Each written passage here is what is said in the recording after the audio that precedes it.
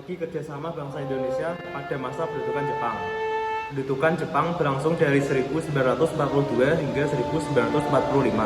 Bangsa Indonesia mengembangkan strategi kerjasama demi menjaga eksistensi dan memperjuangkan kemerdekaan secara tersembunyi.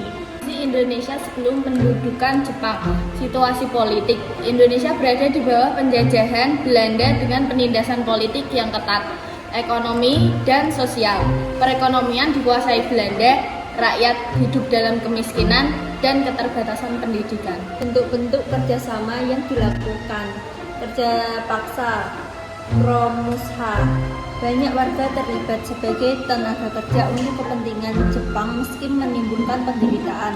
Kolaborasi organisasi, ikut serta dalam organisasi bentukan Jepang untuk mempengaruhi politik dan kemanfaatan bangsa.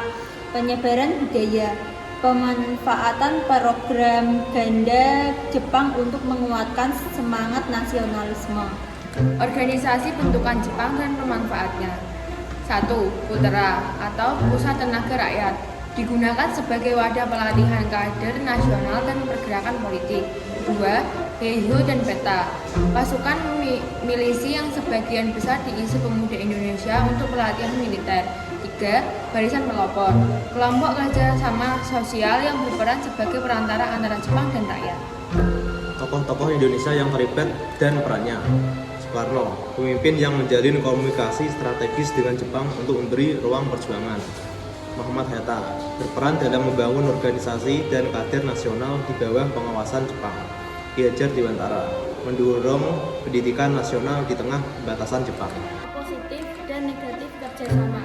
Dampak positif pertama yaitu pembentukan kader nasional dan pelatihan militer. Peningkatan kesadaran politik rakyat, kemerdekaan semakin dekat. Dampak negatifnya, penindasan dan kerja paksa yang berat, eksploitasi sumber daya dan manusia, dan korban jiwa yang tinggi. Perlawanan terselubung di balik kerjasama. Yang pertama, strategi politik, menguasai organisasi Jepang untuk memperkuat posisi Indonesia. Yang kedua, pendidikan rahasia, melatih kader rahasia dalam ilmu organisasi dan militer. Yang ketiga, persiapan kemerdekaan, membangun jaringan dan rencana untuk mengambil alih kekuasaan. Kesimpulan, hikmah dari strategi kerjasama.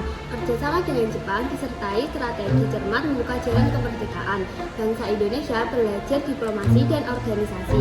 Perjuangan terselubung membutuhkan semangat pantang menyerah demi masa depan mereka.